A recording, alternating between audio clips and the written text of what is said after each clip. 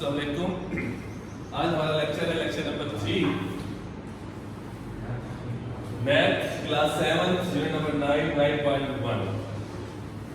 Lecture number 1 में भी और लेक्चर नंबर 2 के अंदर भी हमने यही चीज़ की थी। अब हम उसी से रिलेटेड कुछ क्वेश्चन है जो थोड़े से डिफरेंट है, जिसके अंदर बहुत सारी चीज़ें यूज होती हैं। ऐड यूज होता है, मल्टीप्लिकेशन यूज होता है, डिवीजन यूज होता है, उससे रिलेटेड क्वेश्चन आपके सामने है। क्वेश्चन नंबर 1 का पार्ट 10 है x/3 - 7 = 2। इसके अंदर हम देखते हैं कि हमारे पास माइनस भी है और एक चीज डिवाइड भी हो रही है इसके अंदर, जैसे कि यहाँ पे 3 डिवाइड हो रहा है और यहाँ पे -7 हो रहा है। सबसे पहले हमने इसको खत्म करना है, तो ये अगर -7 है तो हम ऐड 7 टू बोथ साइड, ठीक है। x/3 - 7, उसके बाद +7 = 2 + 7 और ये 7 माइनस का है और ये प्लस का आपस में क्या हो जाएंगे, कट हो जाएंगे। उसके बाद x/3 = 7 और 2 प्लस करेंगे 9। अब जब हम इस चीज को देखते हैं, हमारे सामने है ये चीज, जब हम इसको देखते हैं गौर से, तो इसके अंदर आपके पास जो 3 है, ये जो 3 है ये आपके पास डिवाइड हो रहा है। तो हम जो 3 है इसको खत्म करने के लिए हमें multiply both side by 3। x/3 यहाँ पे भी 3 आप मल्टीप्लिकेशन करेंगे और यहाँ पे भी आप मल्टीप्लिकेशन करेंगे। यहाँ पे भी हमने मल्टीप्लिकेशन किया, यहाँ पे भी मल्टीप्लिकेशन किया। यहाँ पे 3 के साथ क्या हो जाएगा, कट हो जाएगा। 9 × 3 = 27, तो x जो हमारे पास आ जाएगा वो क्या आ जाएगा, 27। अब हम इस क्वेश्चन की तरफ आते हैं जो कि पार्ट 13 है हमारे सामने। x - 5 डिवाइडेड, अब ये कंप्लीट डिवाइड 4 हो रहा है।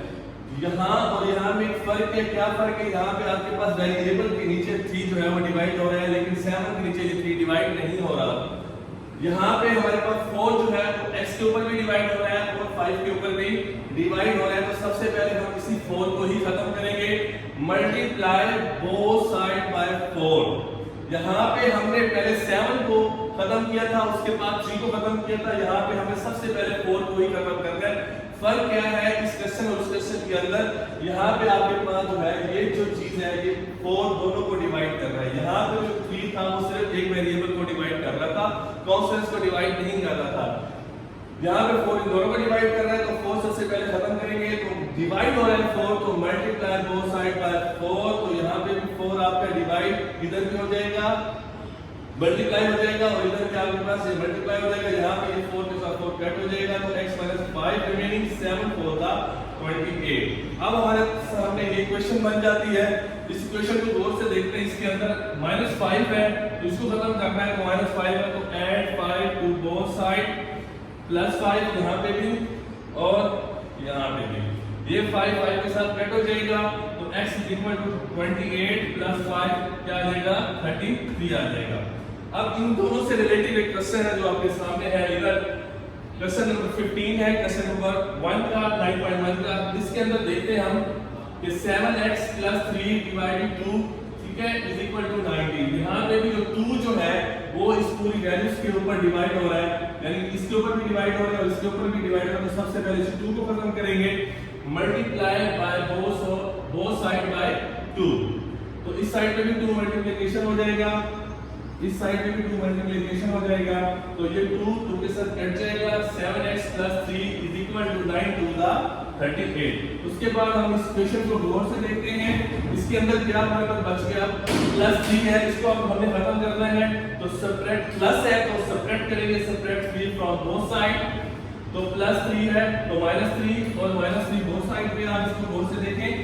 उसके बाद ये दोनों कट हो जाएंगे, 7x कट जाएगा और 38 - 3 जो है वो आपका 35 आ जाएगा। उसके बाद हमारे पास अभी भी एक चीज बच गई इस क्वेश्चन के अंदर, आपके पास वेरिएबल के साथ अभी भी 7 जो है वो क्या हो रहा है, मल्टीप्लिकेशन हो रहा है। यहाँ भी जब आया था तो इसके साथ आपके पास कोफिशिएंट नहीं था, लेकिन यहाँ पे आपके पास कोफिशिएंट आ रहा है जो कि 7x के साथ मल्टीप्लिकेशन हो रहा है। तो थर्ड स्टेप एक और हो जाएगा, इस 7 को खत्म करने के लिए जो 7 मल्टीप्लाई हो रहा है तो डिवाइड बाय बोथ साइड। तो 7 जो है वो इस साइड में भी डिवाइड होगा और इधर भी डिवाइड हो जाएगा। तो 7 के साथ 7 कट हो जाएगा। उसके बाद रिमेनिंग आपके पास x बच जाएगा। 7 के टेबल में 35 को जब आप डिवाइड करेंगे तो 7 5 का 35, तो x = 5। इसी से रिलेटेड आपको होमवर्क दिया गया हुआ है, एक्सरसाइज 9.1 क्वेश्चन नंबर 1 10 से 15 तक। लेक्चर नंबर 2 के अंदर आपके पास 9 तक आपको होमवर्क दिया था, अब आपके पास नेक्स्ट जो है वो 10 से 15 तक है।